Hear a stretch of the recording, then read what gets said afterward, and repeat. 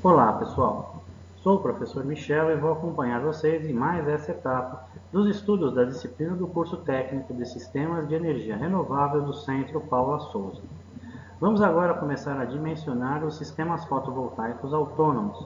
Vamos entender o processo de dimensionamento das baterias, do controlador de carga, do arranjo fotovoltaico, em suma, todos os aspectos necessários para implementar um sistema desse tipo.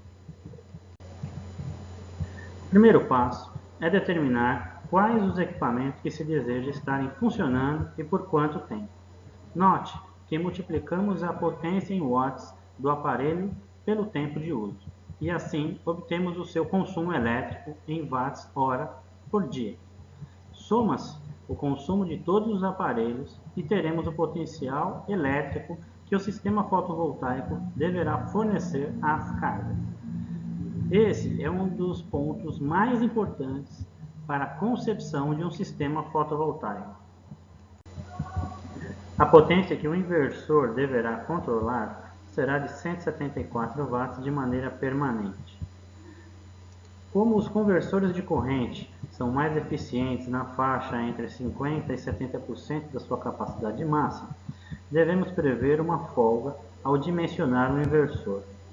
No caso apresentado, teremos o seguinte cálculo: 174 dividido por 0,7 e 174 dividido por 0,5.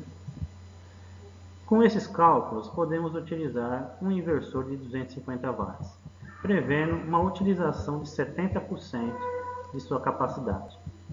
Para o inversor de mercado, podemos utilizar a eficiência máxima de 90%. Para o terceiro passo, precisamos calcular a capacidade do banco de baterias. Para tanto, precisamos saber o consumo diário e o rendimento máximo do inversor. Somente assim poderemos saber qual será o consumo de energia real que servirá de base para o cálculo do banco de baterias.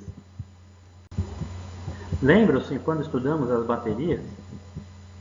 Vocês se lembram que não podemos descarregá-las totalmente? Vamos utilizar esse conceito agora quando vamos calcular a capacidade do banco de baterias. Outra questão importante é a autonomia do sistema. Devemos lembrar que as condições meteorológicas não são favoráveis todos os dias.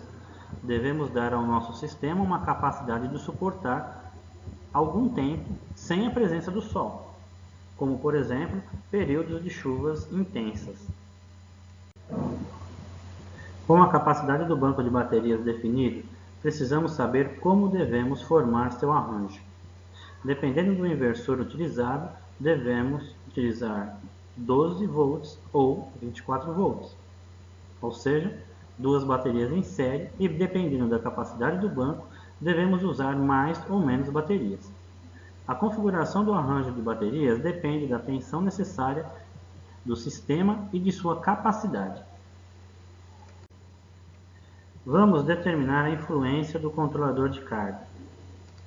Os controladores de carga MPPT, seguidor de ponto de máxima potência, por possuírem um conversor DC-DC entre o painel fotovoltaico e o banco de baterias, conseguem aproveitar melhor a radiância, encontrando sempre o ponto de máxima potência, por isso o seu nome, e fornecem uma tensão constante com a corrente variável, extraindo potências aplicáveis mesmo em situações de baixa radiação solar. Controladores sem MPPT desperdiçam parte da energia solar nas primeiras e últimas horas do dia, bem como em períodos de baixa insolação. Como não se adaptam às condições de irradiância e temperatura, como fazem os anteriores, as baixas irradiâncias não são suficientes para ativar seus circuitos, ou vencer a barreira imposta pelos diodos internos de proteção, fazendo com que a energia convertida pelos módulos não seja aplicada às baterias.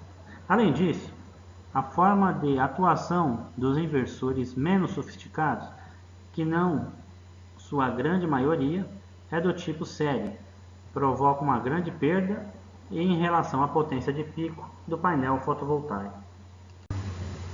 Vamos verificar a influência da disponibilidade solar. Para exemplificar, vamos supor que um sistema fotovoltaico autônomo será instalado em uma fazenda próxima a São Paulo.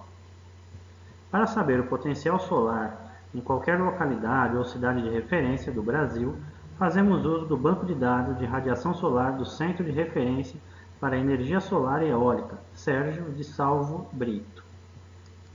O CRESESB disponibiliza uma ferramenta de consulta aos dados chamado SunData. Para consultar os dados é necessário informar a latitude e a longitude do local de instalação. Essa informação pode ser adquirida facilmente no Google Maps. Apenas encontre a localidade a ser pesquisada e clique com o botão direito do seu mouse. Selecione o que é aqui e as coordenadas geográficas aparecerão na barra de pesquisa. Lance a latitude e longitude no SunData para consulta, que retornará uma tabela com os valores de radiação solar em média mensal. Para o dimensionamento do módulo fotovoltaico de um sistema autônomo, consideramos o menor valor da radiação, que no caso se refere ao mês de junho, 2,94 kWh por metro quadrado dia, no plano horizontal, além dos valores da radiação em 3 inclinações diferentes. A sujeira sobre os módulos fotovoltaicos é tão representativa na geração que utilizamos um coeficiente para avaliar a sua ação sobre a geração. Em locais de alta poluição atmosférica, subtraímos um percentual de 5% da radiação solar diária. Já em locais afastados dos centros urbanos, podemos considerar o oposto, um ganho de 5%, devido à menor absorção dos raios solares pelas partículas suspensas. Para os casos de desconhecimento sobre os níveis de sujeira ou poluição do ar, podemos utilizar o fator 1. Na cidade de São Paulo, o coeficiente de correção será de 0,95 e o potencial energético será, então, 2,94 vezes 0,95, o que dá 2,79 kWh por metro quadrado dia. Geralmente, a melhor inclinação para o módulo fotovoltaico é dada pela fórmula de beta igual a latitude mais latitude dividido por 4. Essa fórmula fornece um valor muito próximo ao valor observado no SunData do CRESESB. Na influência da inclinação dos módulos fotovoltaicos, temos as tabelas que indicam o fator de correção K para superfícies inclinadas, que mostram a diferença entre a energia captada por uma superfície orientada para o equador e inclinada em determinado ângulo, e a energia captada por uma superfície semelhante, sem inclinação em relação ao plano horizontal. Na planilha temos os fatores K para a latitude de 23 graus. Se tomarmos como base a inclinação de 30 graus, arredondamos para cima a inclinação ideal de 29,15 graus em São Paulo, observaremos no mês de junho o fator K de 1,22.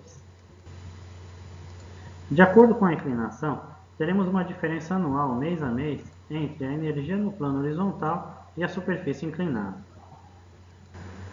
Enquanto temos um incremento nos meses de menor irradiância, teremos uma diminuição nos meses de maior irradiância.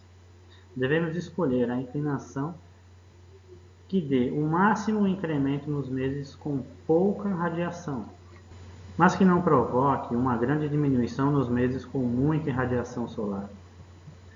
K igual a 1,22 no mês com menor irradiância, que é junho.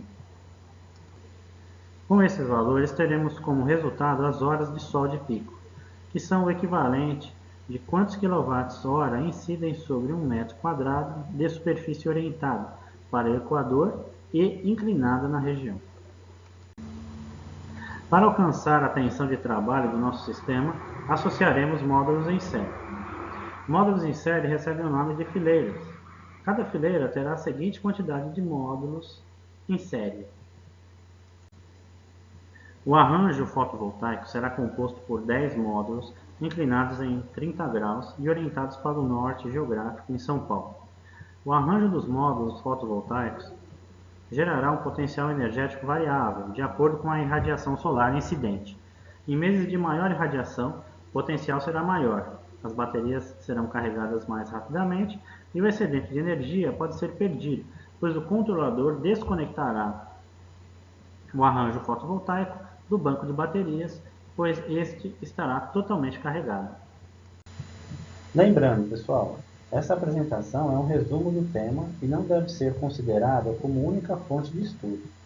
Participe de todas as atividades propostas pelo professor. Espero que vocês tenham aproveitado esse resumo da aula. Todo o material complementar está na bibliografia indicada. Obrigado pela atenção de vocês e até a próxima.